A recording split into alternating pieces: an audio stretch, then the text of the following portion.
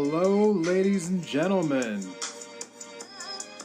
I am the host of Independent Thought. My name is Desmond Price. No matter where you are in the world, I want to thank you for giving me a few minutes of your day to hear my thoughts.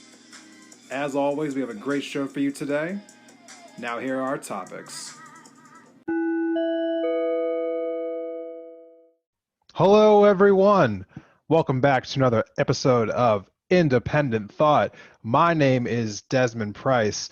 For everyone out there who is checking out my podcast for the first time, thank you for checking out the podcast. To everyone out there who is returning from a past episode where you listened and thought to yourself, I'll check this out again.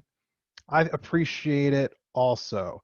To all the subscribers, thank you. To all the people who put up with my posts on Instagram, thank you. As we get started today, there are three things that we're going to be talking about. In the first segment here, I'm going to be talking a little bit more about the stimulus, just things that I did not get a chance to touch on last episode. And in my main segments, I have a friend come on to the podcast by the name of Hunter. He is a Trump supporter, and he wanted to give me his thoughts on why he voted for Trump. And then the two of us discuss the ongoing stimulus issues. And in my final segment, I will be reacting to my interview with Hunter. But first, if you haven't already, please follow me on Instagram at Independent Thought. I post things to my story daily, so that is the best place to keep up with the podcast. With that being said, let's dive in. So, for the last few weeks here, we have been hearing nothing but the stimulus as far as news was concerned. There's a couple things going on besides that. Obviously, the Georgia Senate runoff election comes to mind. I'm also going to touch on that at the very end of this episode. Or I'm sorry, at the very end of this segment. But I just wanted to touch on the stimulus one more time before we unfortunately to turn the page on it, because it's an important thing that I feel like needs a little bit more context before we dive into a different topic. When the bill came to a vote a week or so ago, it was a 5,593 page document. It was a document that was placed in front of the House of Representatives and the Senate, and they were given 6 hours to read the bill before they could vote on it. How fast are you able to read? Can you read 5,500 pages in 6 hours of legalese, no doubt? I mean, I don't think there was really any great pictures. I'm sure the storytelling wasn't that dynamic. How fast can you read 5,500 pages? The reason I say this, I'm sure it's pretty obvious, but it's crazy to me that that is a normal practice in the government, apparently, that these massive bills are just dumped in front of Congress people with only hours to look them over before a crucial vote. I mean, imagine what we're talking about here.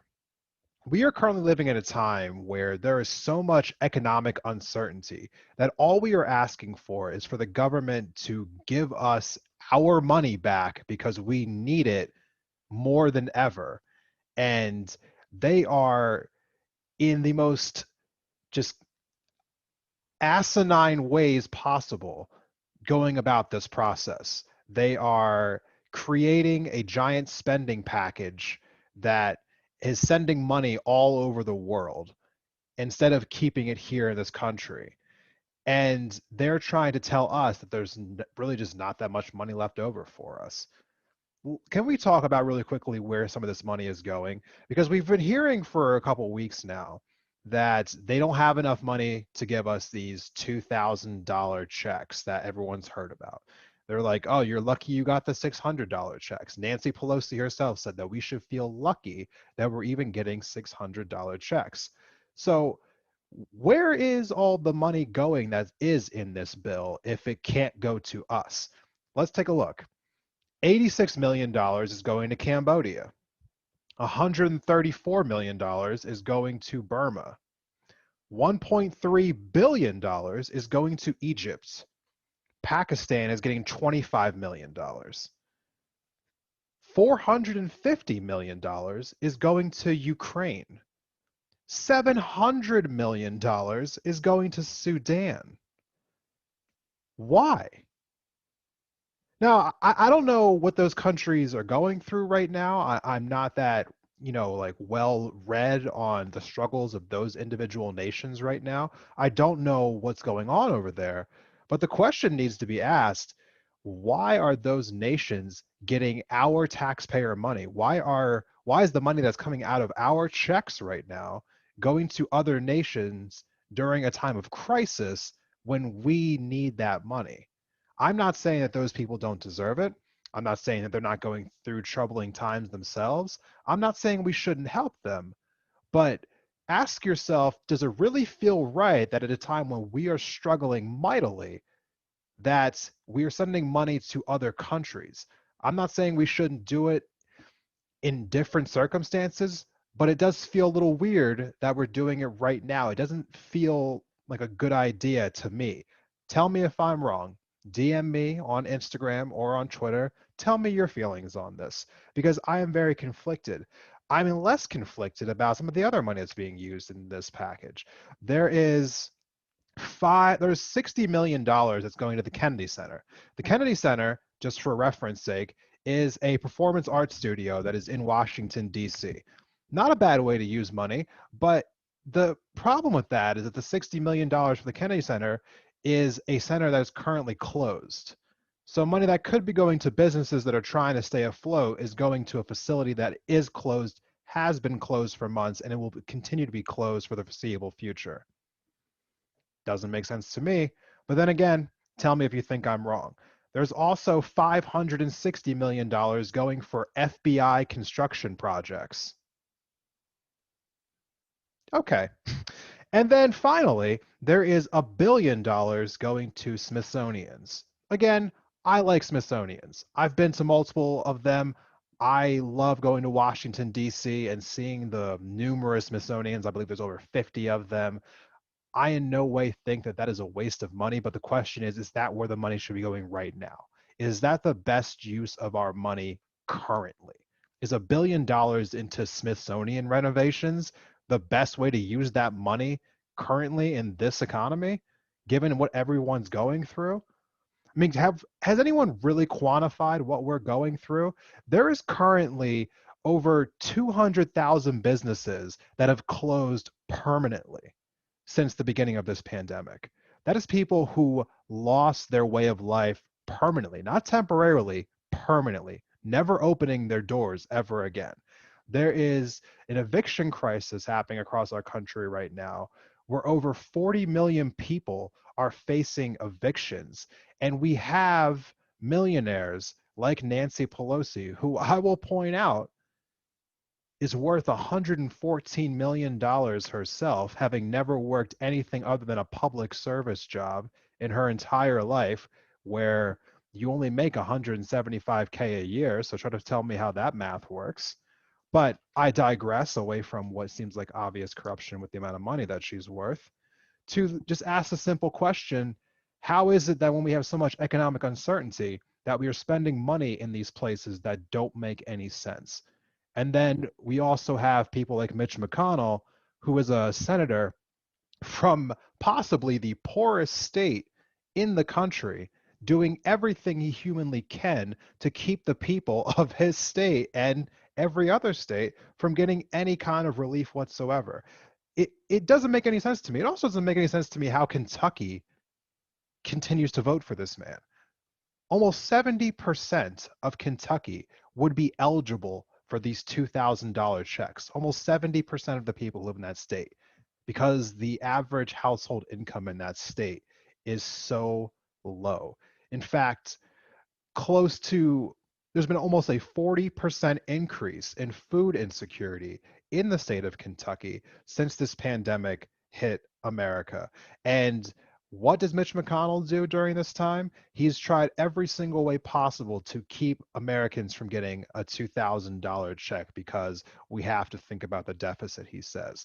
But then just when he's decided that the deficit wasn't, like that important to him anymore, he said that, oh, well, maybe we can get $2,000 checks to people if and only if the Democratic Party agrees to repealing Section 230, which is something that we touched on in the last episode. I'm not going to go over it again just now, but for those of you who are interested, please go back to my last episode and it will explain a little bit more in detail about what Section 230 is. This is just madness to me. It's absolute madness. But this is business as usual in Washington, and this is what so many people in this country are pissed off about, which is why everyone hates the quote unquote the establishment. We are so tired of politics as usual. This is the reason why this type of stuff right here is the reason why politicians like Bernie Sanders and Andrew Yang and even Donald Trump are popular, because so many people in this country are just tired of this being our normal. We are literally suffering across this country, and these people are playing games with our lives, not caring about the repercussions whatsoever.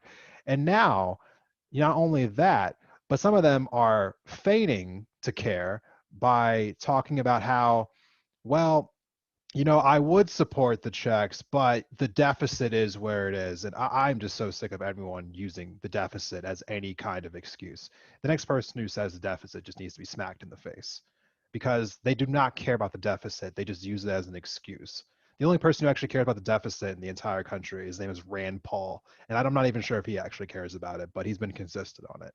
Anyway, the Democrats swear up and down that they're going to try to find a way to give us more stimulus if and only if the two Georgia senators, well, people who are running for Senate in the state of Georgia, Warnock and Ossoff, get elected. Because if they get elected, the Democrats will have the majority in the Senate and the House, and Joe Biden will be president. So they believe they'll be able to get anything through once that happens. So they're staking everything on the Georgia Senate races. I have spent not that much time talking about these Senate races because I do not really have a whole lot of faith that the Democrats are going to pull this off. When David Perdue, ran against John Ossoff in November, Perdue was up by over 100,000 votes. And so I have a hard time believing that that many people are going to just flip their vote between now and then. I've heard other people tell me that they think that a lot of Republicans will protest because they're so upset about how the general election went. We'll find out. Maybe we'll know by the time you're already listening to this episode. I do not know. I know that the Democrats need to win both of those seats in order to get the majority. So, for those who don't know, this is a general breakdown. Georgia has a law set up to where if you do not get at least 50% of the votes in an election, in a Senate election, or in a congressional election, you have to go to what's called a runoff, where only the top two contenders can face each other, so that there has to be at least 50% of the votes. It just kind of takes out all the third party candidates. Now, neither, like no candidate received that in November, which is why we now have these runoffs. They will be taking place this upcoming Tuesday, the 5th, I believe. And, kind of like around that, you're seeing a bunch of nonsense pop up right now where Republicans in the Senate are trying to continue to fan the flames of election fraud, saying that there needs to be special commissions about this. And we need to, figure out what exactly happened with the election. But this is all a stunt just to generate support for the Republican Party as a whole in the state of Georgia, because the Senate Republicans are afraid that too many people might not show up for these elections. So they're stoking the flames, basically, of those who believe that the election was stolen. Ted Cruz, for instance, has Facebook ads running across the country right now, asking for donations to, keep the Senate red. But what's funny about that is that he claims in his ad that the money is going to help the Georgia, senators, Perdue and Loeffler right now. But funny enough, all the money that he has for his little donation link actually go to his corporate PAC, which that's just fun. But I'm not the one donating to it, so not my loss. Anyway, Before we transition away from this topic, I just want to say that I'm not sure exactly what's going to happen this upcoming Tuesday with this election. But the one thing that I want everyone to keep in mind is that this politics as usual is going to continue unless more people get vocal about how pissed off they are about it. They are able to operate with this level of impunity because there's been no repercussions. We need to collectively tell the people of Washington that we are done with politics as usual. And how do we do that? Well, there's a lot of different ways, but the first and most important thing is do not stay silent about it. I know sometimes even sharing a meme seems kind of silly, but they see that stuff. We just cannot just like treat this as like, oh, well, the election's over. It's time to bury the hatchet on politics. We shouldn't have to wait for election years to care about what's happening in our country. So please do not turn a blind eye to these things. When I come back from the break, I will have my guest for this week, Hunter. Stay tuned.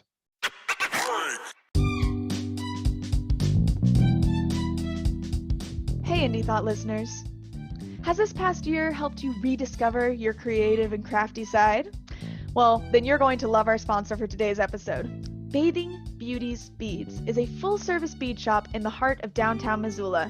Whether it's seed beads, semi-precious stones, vintage beads, or just materials to make a project, they have something for every person and every price range. Not from Missoula? Don't worry. They have an extensive online store and they will ship directly to you. Whether you're a beginner or a pro, they'll welcome you and help you make your next project a reality. You can find them online at Bathing Beauty's Beads on Instagram and Facebook or at bathingbeautiesbeads.com.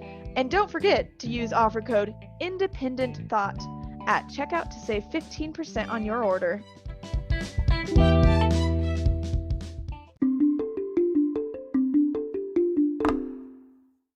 Welcome back from the break, everyone. I am joined here today by my guest, Mr. Hunter Coleman. Hunter, thank you for coming on the show today. Ooh, I get a Mr. in front of my name. How nice. Yeah, Hunter's a good friend. You know, him and I worked on the Lip Service podcast quite a bit over the summer. Or at least I am hoping. I'm not sure if you are also that we get to go back on there soon, but taking a bit of a hiatus from that right now. But I'm glad that you're able to come on to my podcast today and talk about a few things. So thanks for coming on, man. Absolutely, man. I'm excited to do it. Yeah, so I told the listeners at home that I was going to have, a couple different, people on this season who had voted for Trump during the election because I think my audience for the most part is pretty left-leaning. And there's just that division in our politics right now where it feels like people just don't talk to each other. Yeah. And so I wanted to kind of get some other people on here just to give like an ulterior perspective. Like, what is it? So let's just jump right into it, really. Like, what was it about President Trump that kind of made you like gravitate towards and made you want to vote for him in the first place? Oh, man. It's hard to talk about it in front of an entirely left audience sometimes. But I think that the biggest problem is everything that I say is going to be like, that's not true. He didn't do that. Or like that it was all horrible. I hear things like that he's a racist and all that stuff. But he's absolutely, in my opinion, one. That's important. He's not a racist, despite what people say and all the stuff you hear. I just don't think he's a racist. And I think that for our economy, it was the best it had ever been. The virus thing, whatever. I support his stance on how we handle the virus as well, with opening things back up, taking care of the elderly. As far as like policy against China, huge fan of the way he handled relations with them, putting in a lot of tariffs. The peace deals in the Middle East with the United Arab Emirates, that was a big deal for me. He has pulled out tons of troops out of Syria, and people hated it the whole time. Remember the Soleimani, right? He got that guy. Oh, no, he's starting World War III for killing that guy that's killed hundreds of American soldiers. How dare he? Yeah, I think I actually my first 3 episodes were on that exact topic. So I think I was one of those people who was critical of that move. Not because I thought that he was a good guy. I just thought that it was a dangerous move. But Right. yeah, I But don't. he saved lives is the thing at the end of the day. And people, it's easy to always live in this world where no matter what he does, you're going to hate it. And then even if nothing goes wrong after, you're not going to then credit him for having made the right choice. You're going to say he got lucky that nothing bad happened. Instead of, in my opinion, when things work out right, you get credit for them working out right. If things go wrong, you get blamed for them going wrong. That's your job as someone who's in charge. Okay. So when things go right, you get credit for them going right. When the economy goes well while you're in office, you get credit. If the economy fails while you're in office, you get the blame. If you kill someone and World War III happens, absolutely. If you don't kill someone and World War III happens, you also get the blame. You know what I mean? If he hadn't done that and something bad had happened, everyone would have been very quick to blame him on the left. Everyone would be very quick to defend him on the right. I'd say it's your fault because it happened. Okay, that's a fair. I see where you're coming from. I understand your point of view on that. He does take a lot of criticism. A lot of it, personally, I feel is warranted. Some of it I feel like is just the media trying to create news because, they have to always have some kind of story running. Um, as far as, Democrats are concerned, though, what was it about like their party as a whole where you were like, you know what, I just can't touch them? Oh gosh, this is fun. Desmond, you're killing me here. I know that everyone listening is going to be like, "Wow, what an asshole." But Joe Biden's got dementia. I mean, he's got dementia or something. Something's not good there. And I mean, they put him up there. And I'll tell you, I'm not 100% sure, right? I hear a lot of stuff because I do talk to a lot of people on the right. I hear stuff about him being just taken out 3 months in and they'll just pretend it was natural causes. I hear things about them putting him in jail for what Hunter Biden did now that Trump's out of the way, and then having Kamala run the country because that's what they want, but she couldn't poll well. I hear all kinds of things like that. So I think that if Bernie Sanders, so this is a thing you might know about me, a lot of people might not though. Andrew Yang, my number one guy, Democrat. Bernie Yeah. Sanders, my number two guy, Democrat. Do you know why? They both I oh, go don't ahead. Go work. ahead. They both don't work for the establishment. They both fight for something they actually believe in, despite like the simple corporate view of business as usual, the swampy behavior, that you hear a lot of people on the right talk about. So, while we like round off this topic, because I'm not gonna like, make you answer, a bunch of like Trump questions today, but while we like round off this topic, is it fair to say that like if would you have voted for another Republican besides Trump, or did you just vote for Trump because he kind of a lot of people think of him as being anti-establishment? Yeah, that's exactly what it is for me. I've never voted for a Republican. I voted for Obama, and I voted for him because of Medicare. I thought he could do some good. I don't think it went as well as you would want. It's working out fine for me, but Right. I've heard a lot of things. So and honestly, as far as like where I was in high school, I'm the same place. I'm at the same place I was all my life. It's just that used to be very highly liberal, and now it's considered not far left enough where I'm at. Right? I'm pro gay marriage. I'm pro abortion to a certain extent. Pro any rights for everyone as long as they all get treated the same. And that used to be basically what Democrat was. And then it's like I stayed right there and I said, great, we got gay marriage. And they're like, okay, that's not enough now. Now we need women to be fighting, or men to be fighting women in an MMA fight, and just watch that woman get the shit kicked out of her because this guy thinks he's a girl. Oh, touching on a really sensitive subject there. Right. The trans issue is something that I don't want to get into there today. I personally do not understand why so many people have a hard time with the issue, like from an outside perspective. Like for me, if someone wants to identify as a different gender, I mean, it doesn't bother me. Just tell me what you want to be called. I just don't see the issue with it. But For sure, I'm all about that. Definitely call yourself, and I'll respectfully call anyone. And I have friends that are, but it's stuff like that that I think happened. And especially, you're asking the general question is why can't I mess with the Democrats? Those social issues and how far they've gone are the reason why. Because they skew reality, in my opinion, when they get into their social thinking. Okay, well, that's definitely something that I think we should come back to a little bit later in the episode here because I think I want to dive into that a little bit more. But one of the things that we said that we were going to talk about today is that we were going to talk about the stimulus that's been going on because right now it doesn't matter if you're a Democrat or Republican. It seems that both of the House or both of the parties in the House and the Senate seem to be just dragging their feet, not getting things done, and the rest of us are kind of wondering what the hell's next when it should already be over. Yeah, definitely.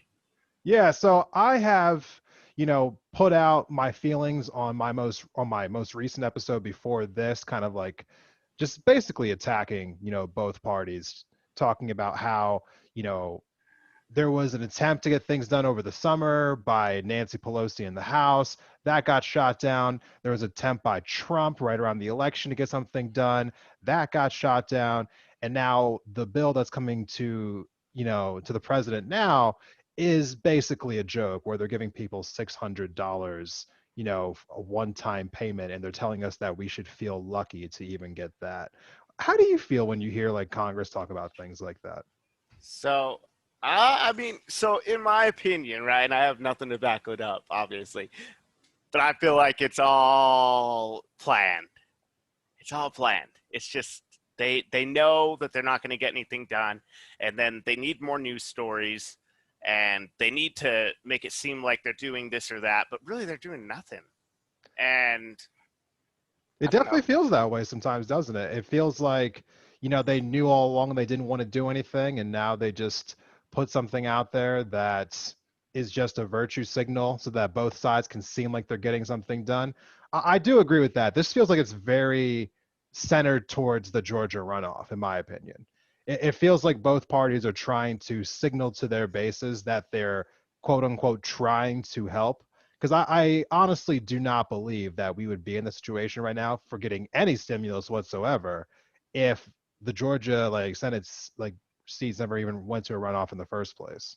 So here's my question about that then is if that's the case, then why would Trump come out and do something that would hurt the senators running for the Republicans in Georgia by saying he wants $2,000 and pretending he was going to refuse to sign the bill for You know, I, 600?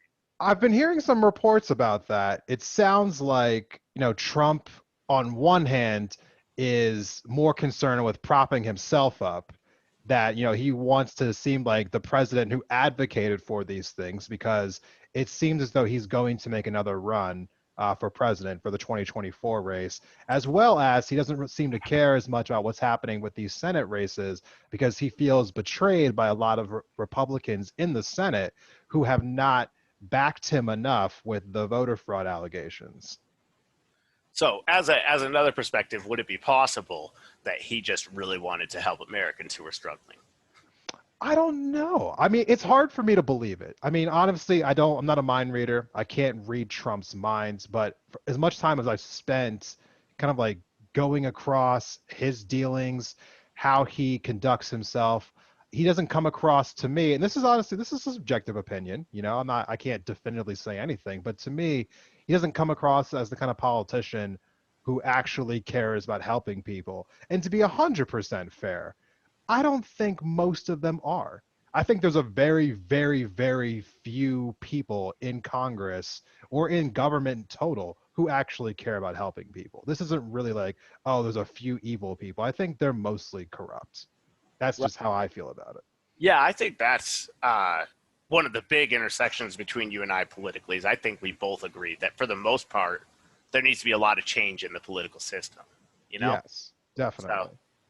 No, so when I saw like Senator Ron Johnson of Wisconsin come out recently talking about how, we shouldn't have any stimulus checks whatsoever, and then saying that even $600 was just like was almost too much for him and was arguing against the whole idea of $1,200 checks, which was proposed by Senator Hawley and Bernie Sanders, saying that like, oh, we have to worry about the deficit, we have to worry about the debt, and I was just like, oh, here we go again.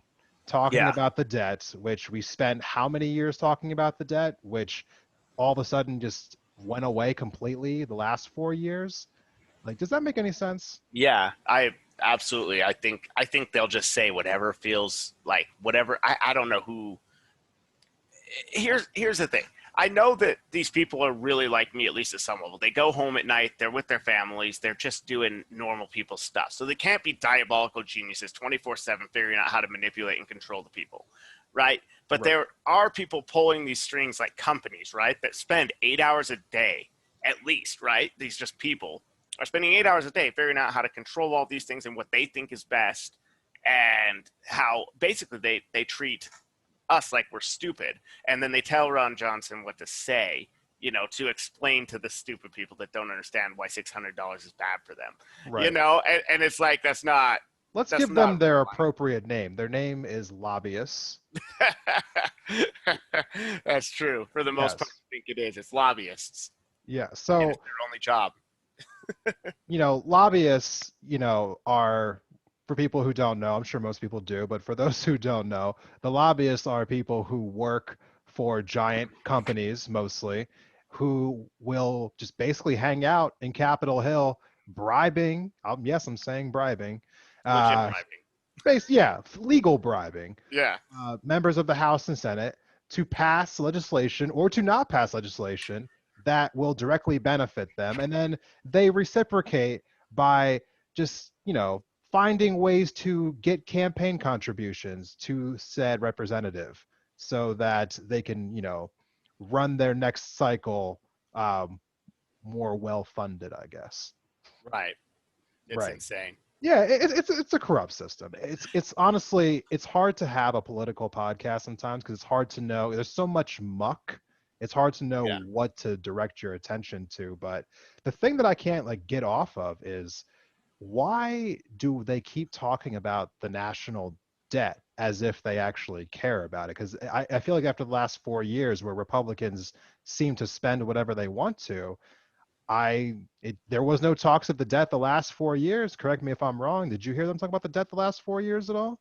Not much. And I've done a little bit of research, not as much on the history, but on the general idea, because I think there's a lot of just a lot of things that people don't understand about the debt in general.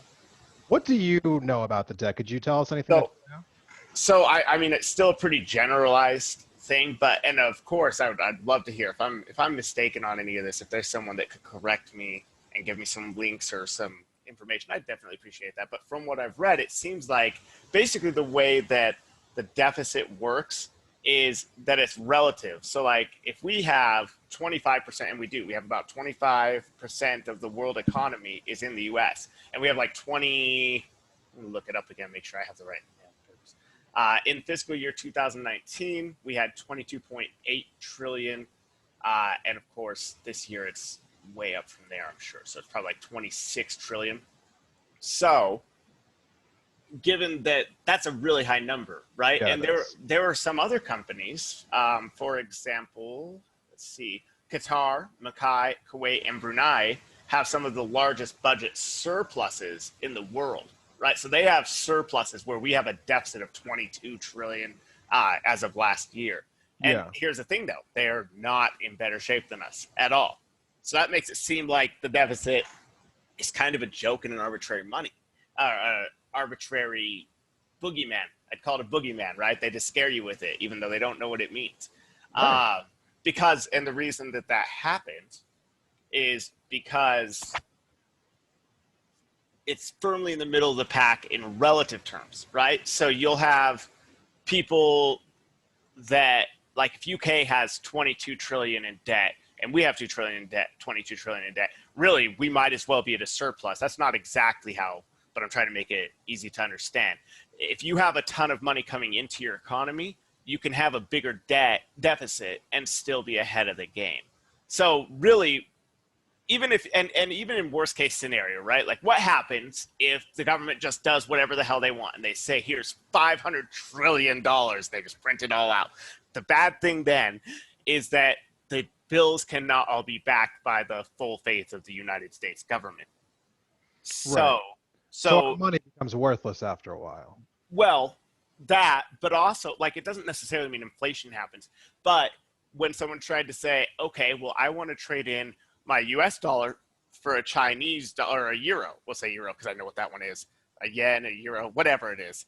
And when you do that, you wouldn't be able to do it anymore. You couldn't back that money with the faith of the United States anymore on the world economy. It's like United States is your parents, and they've promised that they'll give you $100, but they've only got 30 in their bank account. So when you ask for your $100 that you were supposed to be able for allowance for all that cleaning you did, you only get 30, buddy. Sorry, that's all we got. And then your money no longer, because right now the universal currency is the dollar, and eventually that would not be the case anymore, and then we would have to go to another country, probably China. So it does matter to an extent, but what I would say is that we're nowhere close to the numbers, and that adding more to the debt isn't necessarily a problem. And there's a thing called modern monetary theory that goes more into that, and I don't really have enough. I don't want to go too far into it because it's in a big book, and I didn't read the whole thing. So. Honesty towards the end, though. Right, yeah. Right. Well, let's just be fair. Let's just say this really quickly about the deficit and the debt. You know, it sounds like it has some merit on the global scale about why we should be, you know, cognizant of it, why we should pay attention to it, why it should matter. It is, I believe, a failure on government's part that they haven't done a better job explaining to the rest of the country why it matters so much, because they constantly use it as a crux about why they can't get things done, but yet they don't really do well enough, in my opinion, to explain to the everyday person why this matters to us, why we should care about this, and why you're using it as a tactic to keep us from getting things done. And I think it's also really gross that they would use it during this time. I mean, pandemics happen once every 100 years. We're experiencing a financial, you know, like crisis that we've only faced maybe a few times in the entire like times of like our nation existing. And they want to kind of put the stop on helping the economy during a time like this. It seems very nefarious to me. Not to mention what they're willing to do, right? Not to mention what they're willing to spend the money on, if not us. You know? Yeah, because you've seen some of the other things. Yeah, I've seen some of the other projects that they have in that omnibus bill where they were sending money to all sorts of different countries, but yet they couldn't give us anything that we need. Right. So it seems very, very disgusting to me. But, you know, speaking about how awful certain things can be, you know, you and I were talking before the episode started about just like how divided we are as a nation right now. And you had mentioned that, you know, family members of yours who are a little bit older were saying that they've never seen things as divided as we are like right now. Yeah, I mean, I was on a phone call with my stepdad like a week ago, right? Just because I was like, what is going, because he's hardcore Republican. He's a little bit almost conspiracy level. Like he still thinks that Trump's going to win this election, and he's just holding out hope on anything. So his theory, just real quick, his theory is that somehow if they declare the election invalid or something like that, then each state gets one vote. They send one elector from each state. I don't even know if this is true. I didn't even bother looking it up, but that's now what the people that are like super hardcore refusing to acknowledge the truth, that's what they're being told now, is that somehow, you know, to be fair, I've heard of One America News and Newsmax, so I figured someone has to be watching them, you know. Yeah. To be fair, I don't know. The conspiracy theories are insane. I feel like that will have to have its own episode this season. I already kind of promised a conspiracy theory episode, so if you want to come back for that one, you are more than welcome to. Oh, they are sure fun. I would be happy to come back for it. Yeah. But that being said, that's why I had to ask him, is this how it always was? Like, is it just that I'm too young, or there wasn't that much media coverage because of social media? Was everyone always like this gung-ho for their side and like upset? And he's like, oh no. This is new. This is 2016 on, you know? And I mean, I'm guessing it's because of social media. You know what? I honestly agree. I feel like social media has perpetuated this in a way that it wasn't possible before. Because, in the past, when people would have like their issues with the news, they didn't really have an outlet to express that anger. Usually you would see something on the news, you'd go do something else, and later on you wouldn't want to talk about it. But now we're living in a world where you see something that pisses you off and you could immediately talk about it, whether it's on Facebook, Twitter, Instagram, what have you. And so, and then people just kind of get into their little bubbles of like, this is how I feel, so I'm in this bubble, and someone else is in another bubble, and you only ever see what's in your bubble, and then you think anyone who's outside of your bubble is absolute evil.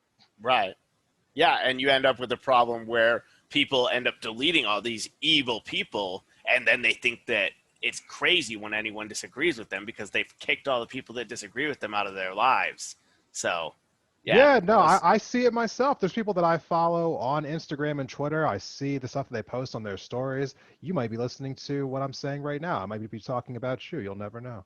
Um, I'm just joking. I'm it could not. be though. Sort of kidding, but sort of the truth. Yeah, the certain people will post things where it's just like the things that they're posting are basically definitively saying like anyone who disagrees with this is the problem. And it's like I understand that there are some definitive things that everyone should agree with, but I feel like those things are not as like broad as we've tried to make them. It feels like certain people want to lay out that like if you don't agree with every single thing that I think is the truth, then you are part of the problem that's weighing down our country, and that division right now is doing more to harm us as a whole than actually help anything. No one ever responds to, hey, I'm going to yell at you until you correct your behavior. Can you name anyone who actually does that? No one, man. That's not how it No works. one responds to that. You're not going to yell at people into submission. That's Mm-mm. not how the world works. And it blows me away that people think that they're going to accomplish anything by doing that. Yeah. You might be able to force them to say what you want in public, but I mean, that's not really changing hearts and minds, which isn't, that's the goal, right? Especially when it comes to like tolerance, I think is a big one. Some people are a little bit intolerant and it's weird to me, but like, you have to actually be willing to have a conversation and then maybe accept that maybe you might be a little bit too far one direction to be able to really change anyone. You can't get someone to agree to something they don't actually believe in. Telling them you're bad if you don't believe it is not going to get anyone anywhere. Right. One of the things that I was seeing after the election was ending was just like it blew me away the popular vote split because it was basically like 51 to 49, right? Right. Like it's like 80 million to 75 million. And all I could think of was people need to come to a point where they realize that people who voted for Trump aren't some small minority, and people who like Democrats aren't some small minority. And we Right. can't keep treating each other like we don't exist, because that is not going to change anything in this country. And everyone's upset, so it seems like we have to find a way to come together and listen to each other. Yeah. Maybe I'm crazy for thinking that way. I think one thing we can all do right now, it's really easy for anyone who's a Democrat to do, just accept the election. just move on. Move on and then give the guy a chance. Here's what I want. I want Joe Biden, one, to get his full 4 years. I don't want any of the crazy stuff to happen. I hope he gets 4 years. And then I want to see what the results are. And again, I'm very big on what happens while you're in office. That's your responsibility, good or bad. And so if things in my life go well while Joe Biden's in office, that's going to say something to me. If they go poorly, it's going to say something to me. So that's what I want. I'm excited to see how it goes. Hey, that's a fair thing. I think, that's all that anyone really, I think, logically should ask for, but I know that there's a lot more to the conversation than that also. I mean, there's a lot of things that have been wrong with the country, not just under Trump, but also under Obama, just, and even before that, things that have been consistently wrong with this country that need to be addressed, and we've all been asking for them to be addressed. So hopefully, we as a country can keep kind of like putting pressure on these people to finally show up and do something for the rest of us. I hope that Yeah, we and I can all think agree on that. I think we're getting closer. I think that the the good side of social media and just connectivity is that we're able to put our ideas together and say, hey, this doesn't make any sense on a lot of things. And I think that both sides are starting to agree on certain things. And then if we can get past the polarizing stuff that they try to do to keep us divided, we'll probably, hopefully, we're seeing more people that are progressive, and that really want to do things for the American people. So, by the way, on the right and left, Josh Hawley, I would vote for him. He's good.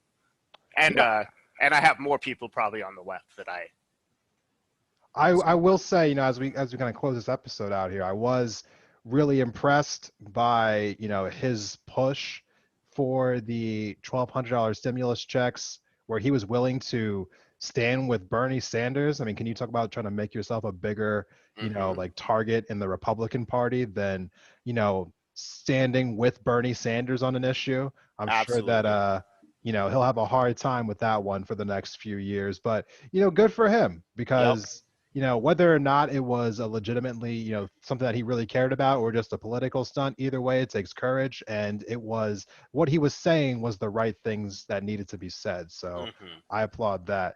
But Hunter, thank you for coming on to the show. I know that we have to get you out of here, but definitely love to have you come back on sometime in the future to kind of give us your perspective on things. Yeah, thanks for coming on, man. Hey, Desmond, I just want to say thank you so much for having me. It means a lot to me. I'm happy to be here anytime. Perfect. Well, to everyone else who's listening, we're going to take a quick break. But when we come back, you'll have my final thoughts of the day. Stay tuned.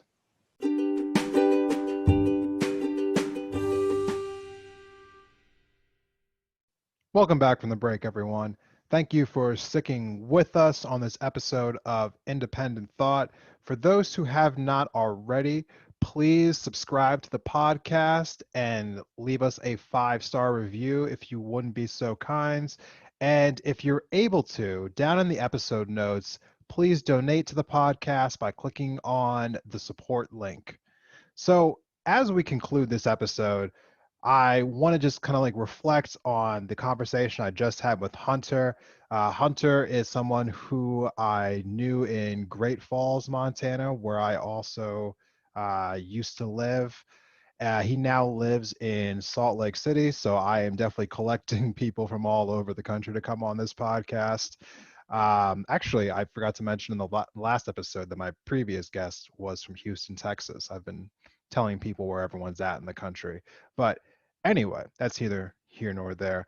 So, as far as my feelings on this segment are concerned, uh, I thought it was important going forward to get more people onto this podcast who like Trump and who like Republicans. Not because I am thinking like, oh, well, I want to elevate voices of people who believe in Trump. It's more or less like it's me kind of going back to the first episode of this season where I said that the thing that blew me away was the final popular vote number of the election and how 75 million people in this country voted for President Trump. There is no way to look at that figure and think to yourself, yes, we need to just not care whatsoever about what any of those people think, because in my mind that's absolute craziness. I mean, while I don't agree with everything that Hunter thinks and I don't agree with his characterizations of President Trump, which I'm going to get into here in a second, I feel like it's important to know where other people are at. We are living in these bubbles right now where we refuse to acknowledge each other's existence, and while we continue to do that, we are not going to move forward. Just my opinion. Take it how you want to. This is how I'm choosing to go forward. I want to have these conversations with people. And I think as time goes on, I want to hopefully have more productive conversations. I don't think I was able to ask as many questions as I would have liked to in this particular segment. So I'll definitely try to have him back on in the future. But I thought it was a good place to start. So, as far as disagreements, just to lay them all out there, I do not like President Trump. For those who do not know, this is your first time listening to my podcast. I just wanted to put that stamp right there. For those who have listened before, you've heard my takes on him. You've heard my episode on him when I did my Trump episode, when I did basically every episode leading up to the election, I think in September and October that I released, they were basically all an indictment on how I felt about Trump and how he antagonizes the people, in this country. So I don't like the man. I really don't. I don't think there's really any valuable qualities about him. I know that a lot of people who are on the right are really big proponents of President Trump. They talk about things that he's done. As Hunter was saying, he liked the fact of how tough he was on China. I I understand that China, in a lot of ways is a threat, and there's so many different human rights violations that China is committing right now that I understand that we probably as a nation should be more tough on China. So I can understand why someone who likes Trump would like that. That makes sense in my mind. But to say that you think that he's not a racist, I don't believe that. I do think Trump is a racist. To say that, like Trump is doing did a good thing by taking out Soleimani, I'm kind of iffy on that. I know that we had talked about that during the episode. I agree that he was a bad person. I still think it was reckless how he went about it. You know, the Middle East peace deals that, he was talking about, those seem kind of like a sham to me. They seem more like virtue signaling on Trump's part because the peace deals that were created by Trump just in the last few months were with Israel and other nations that had no current issues with Israel. So they were peace deals that were created basically with Israel and several other nations, like around, the Gulf and the Persian Gulf. And none of these nations were actually nations that were openly hostile towards Israel. They more or less were deals that were economic deals that Israel did, what I think, with the UAE and with Libya, I think, and a couple other nations. They weren't nations that were openly like antagonizing Israel. So they more or less don't mean anything other than an economic trade, economic partnership between the nations. They're not really peace deals. They were just framed that way as a PR stunt. So that's not that big of a deal to me. So while Hunter and I disagree on whether or not, Trump is a good person or, a good president, I thought it was important to have someone come on who did like President Trump because I think it's important to understand where people's minds are at. Because we can't have honest conversations with each other. We cannot have open dialogue with each other if we're not even willing to listen to each other. I'm sure that it'd be really easy for me to just to start yelling at someone and saying, like, you're wrong about this, you're wrong about that. But I do not believe that we're ever going to really change the polarization in this nation by just yelling at each other. It hasn't worked this far. I mean, so far, has it? Has anyone ever changed your mind by them yelling at you, telling you how much of a bad person you are? No. I'm not going to do that either. I want to hear what people have to say and see where we can't find some common ground and then civilly discuss where we disagree. And I'd hope that, other people can understand why I'm taking that route. If your politics are a little more radical than that, I understand that we have a difference of opinion. This is just how I'm choosing to do things. I hope that anyone listening to this podcast can respect that. If you disagree with that, again, please DM me on Instagram and tell me how you feel about this episode. Tell me how you feel about me bringing on people who voted for Trump. Tell me if you think it's a good thing or a bad thing. I want to hear your thoughts. But the one thing I think that no one should do is be silent. And I'm going to end this episode with another quotation from Dr. Martin Luther King Jr., who said, "Our lives begin to end the day we become silent about the things that matter." And so, with that being said, I will continue to talk on this podcast about the things that matter to me. And I will see all of you next week for another episode of Independent Thought. Thank you for listening.